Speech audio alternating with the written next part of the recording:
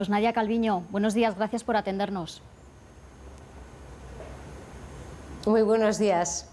Bueno, sabíamos que iban a hacer un recorte fuerte desde el 7% en que mantenían la previsión hasta ahora, se barajaba el 5%, pero han ido todavía más allá, al 4,3%, que es la previsión que había puesto también la IREF. Es una previsión todavía más baja que la del Banco de España en el 4,5%, más baja que la del Fondo Monetario, que está en el 4,8%. ¿Por qué han ido a esa rebaja un poco más de máximos, vicepresidenta? Estamos en un momento de muchísima incertidumbre. Como ustedes mismas estaban señalando, la guerra lo marca todo. Y además el impacto de la guerra no es solo en los países vecinos, ni siquiera en Europa, es un impacto global. Y en este contexto, y yo ya llevo días adelantándolo, creo que tenemos que actuar con la máxima prudencia. Eso es lo que nos ha guiado en este cuadro y también en la preparación del marco fiscal que nos va a orientar para la preparación de los presupuestos del año próximo y la senda hasta 2025. Hablamos de un crecimiento del 4,3%, bien es verdad que pensábamos un 7%, bien es verdad que venimos de una caída fortísima de la economía española por la pandemia, pero seguiremos creciendo. Pero la verdad es que ese recorte suena como un jarro de agua fría, para que lo entendamos todo con claridad. ¿De cuánto dinero estamos hablando? Desde la previsión del 7%, vicepresidenta, a la del 4,3%. ¿Eso qué supone? Mire, el mensaje más importante es que la economía española está en una senda de fuerte crecimiento.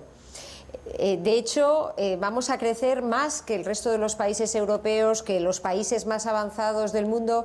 Es decir, todos los organismos están de acuerdo en que España va a ser una economía que crezca con fuerza este año y el próximo.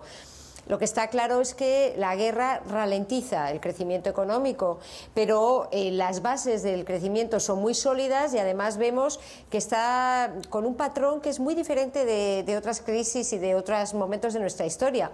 En este momento estamos creando empleo a muy buen ritmo y además empleo de calidad, y luego lo que hay es un impulso muy fuerte a la inversión. Y esos son factores que nos permiten prever que vamos a crecer con fuerza también en los próximos años.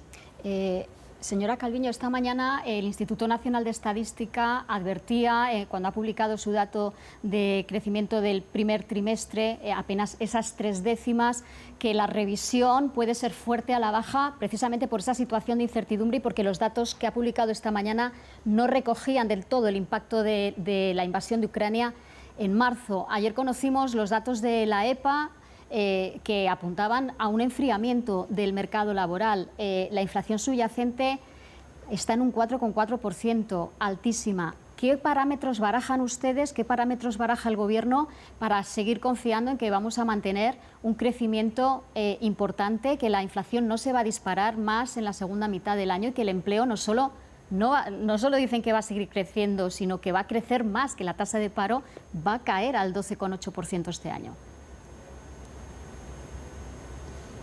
Sí, no, de hecho lo que estamos viendo en el primer trimestre del año es una muy fuerte creación de empleo, se está acelerando incluso en el mes de abril. Hay que tener en cuenta que este año la Semana Santa ha caído en abril y que en marzo tuvimos el impacto negativo del paro del sector del transporte. Lo que vemos en abril es que hay una aceleración de la creación de empleo y que además sigue mejorando la creación de empleo indefinido. Es decir, que estamos cambiando la vida de los ciudadanos, de los jóvenes, de las familias, gracias a la reforma laboral, y esto es una muy buena noticia. También vemos que el pico de inflación ya lo hemos dejado atrás. En abril ya ha empezado a caer la inflación y es normal que la subyacente esté todavía subiendo porque acumula, digamos, el alza de los precios de la energía que viene ya desde hace meses. Pero la perspectiva, insisto, es positiva, en un contexto de mucha incertidumbre que depende de lo que suceda con la guerra de Rusia contra Ucrania, pero que se basa en unas perspectivas de crecimiento que en el caso de España son muy sólidas. Esa perspectiva de que la inflación, dicen ustedes y apunta también el Instituto Nacional de Estadística, pueda ser aún peor en el segundo trimestre del año, pero empiece a caer ya a partir del verano con fuerza, se basan en las medidas que se están tomando. El Instituto Nacional de Estadística también está revisando incluso la forma en la que se mide la electricidad en el IPC. ¿Por qué están tan seguros de que la inflación va a caer, insisto, en este contexto en el que nada se puede dar por seguro? En efecto, tenemos que revisar la metodología del índice de precios al consumo y yo estoy urgiendo a que lo hagamos cuanto antes porque hay una sobreponderación del impacto del gas en los mercados internacionales. Pero más importante que lo que nos diga el índice, lo importante es cómo están los precios de la energía en nuestros mercados y la factura de la luz de las familias y las empresas.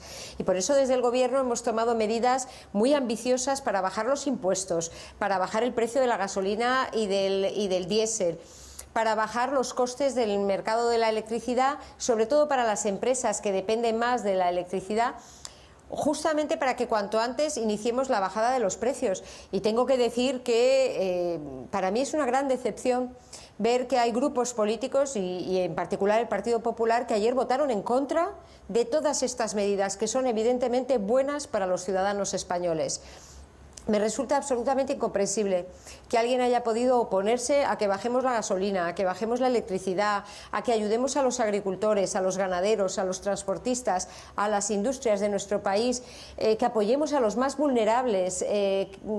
Yo estoy todavía sorprendida y muy decepcionada, la verdad, de que en este momento en el que tenemos que estar unidos haya grupos que se comporten con tanta irresponsabilidad.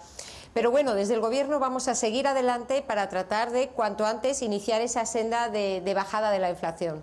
Ya que ha apuntado usted la votación de ayer, ¿el retraso en la presentación del cuadro macroeconómico ha tenido algo que ver con ese debate? En principio esperábamos que lo hicieran el martes aprovechando el Consejo de Ministros y se retrasó. Estaba esa votación en el aire y también llamó la atención que no defendiera usted ese decreto, que lo hiciera el ministro Bolaños.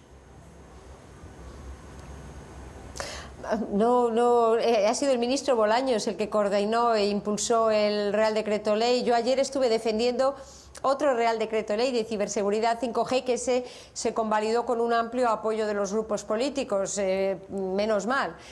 Pero no se ha retrasado la presentación del cuadro. De hecho, teníamos hasta mañana para enviarlo a Bruselas, lo vamos a enviar hoy. Y la razón de que lo hiciéramos hoy es que estábamos esperando esos datos del Instituto Nacional de Estadística, la encuesta de población activa, el índice de precios al consumo, la estimación del PIB del primer trimestre, para tratar de hacerlo sobre la base de toda la información disponible. Vicepresidenta, afeaba usted que haya grupos que han votado en contra de ese decreto con medidas de ayuda a las familias y quería preguntarle, el Partido Popular dice lo mismo del PSOE, del Gobierno, respecto a algunas medidas que han planteado y que han enviado a Moncloa, como la rebaja del IRPF para rentas medias y bajas o la ayuda de 300 euros, ese impuesto negativo, dice el Partido Popular, de 300 euros para quienes ingresan menos de 17.000 euros al año. En la tramitación como proyecto de ley, ¿están a favor de aceptar alguna de esas medidas? Me parece totalmente incongruente que se hable de que aceptemos medidas en la tramitación como proyecto de ley cuando se ha votado en contra de la convalidación. Y desde el Gobierno hemos estado absolutamente abiertos y hay un diálogo constante para tomar las medidas más eficaces. Escuchamos todas las sugerencias, por supuesto estamos abiertos a las propuestas del Partido Popular, pero eso no es lo que se votaba ayer. Ayer se votaba un Real Decreto Ley para que continuase las medidas que hemos puesto ya en marcha, bajar la gasolina, bajar la luz. No despistemos la atención y de verdad quiero insistir, para mí es una gran decepción y una gran sorpresa que haya grupos políticos que hayan votado ayer en contra de que a los ciudadanos se les baje la gasolina, se les baje el diésel, se les baje la electricidad, que se mejore el ingreso mínimo vital, que se apoye las industrias electrointensivas de nuestro país. Este es un momento en el que tenemos que actuar todos con la máxima responsabilidad, yo creo, y es labor también de los grupos políticos estar a la altura de las circunstancias. Vicepresidenta, la ministra Montero, que ha comparecido con usted, ha dicho que se mantiene, de las cosas que se mantienen del cuadro macroeconómico, es la previsión de déficit en el 5% para este año. Hay muchas críticas porque se dice, la ministra también lo ha negado en esa comparecencia, pero se insiste en que el Estado está recaudando más gracias a la subida de la inflación y hay quienes piden, también entre ellos el Partido Popular, pero no solo, que se vuelva a deflactar la tarifa, que se vuelva a deflactar el IRPF para que se alivie un poco el pago de impuestos. ¿Esa sería alguna medida que podría manejar también el Gobierno en un futuro como una medida añadida o en ningún momento? Nosotros no estamos cerrados a ninguna medida por principio. Estamos siempre abiertos a buenas propuestas que puedan mejorar la vida de la gente.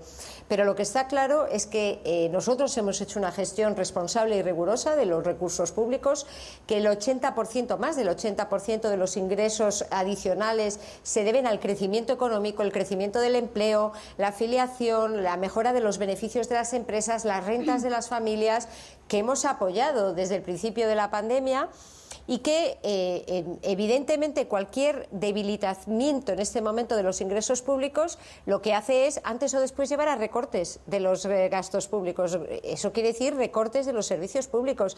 Fíjese que la inmensa mayoría del gasto público de nuestro país es gasto social. Es gasto que va a pensiones, es gasto que va a sanidad, a educación. La mayoría de las transferencias han ido a las comunidades autónomas. Tenemos que ser muy conscientes para no tomar medidas que puedan ser pan para hoy y hambre para mañana. Hemos hecho una gestión responsable, estamos reduciendo el déficit y la deuda, protegiendo el estado de bienestar, blindando los servicios públicos, y yo creo que esta es la prioridad para los ciudadanos españoles. Hoy mismo han anunciado también que van a solicitar el desembolso de 12.000 millones de los fondos europeos vinculados a compromisos que teníamos que haber cumplido en el segundo semestre. Hay muchas empresas que se están quejando porque dicen que los fondos no llegan al ritmo al que tienen que llegar y que no llegan a todos los que los están solicitando. ¿Qué les dice a las empresas, a los empresarios, a los ciudadanos que están planteando esa queja? La ejecución del plan está llevando el ritmo que teníamos previsto. Desde el Estado ya hemos autorizado más o menos 30.000 millones de euros de inversiones. Una parte muy importante son transferencias a las comunidades autónomas para que sean ellas las que hagan llegar los fondos a los ciudadanos, a las empresas, a los autónomos, los centros de investigación. Y con la solicitud del pago que vamos a hacer hoy a Bruselas, para mediados de año prevemos tener unos 31.000 millones de fondos europeos. Así que vamos perfectamente en paralelo con la ejecución nacional y con la ejecución de los pagos. Es evidente que hay un plazo entre que se lanzan las convocatorias y que finalmente se resuelven, pero hay una aceleración muy intensa de todo el proceso de inversión desde mediados del año pasado, y cada vez más van a llegar estos recursos al tejido productivo, a los proyectos que ya están en marcha de universidades, de centros de investigación, de empresas, beneficiando el crecimiento económico y sobre todo modernizando nuestra economía.